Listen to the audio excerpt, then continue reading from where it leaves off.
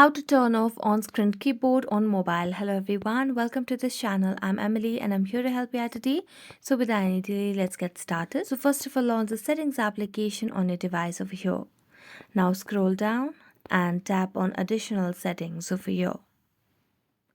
After that, you can see the option of languages and input over here. So tap on it and then scroll down to the very end, and here you'll be able to see the option of keyboard, mouse and trackpad.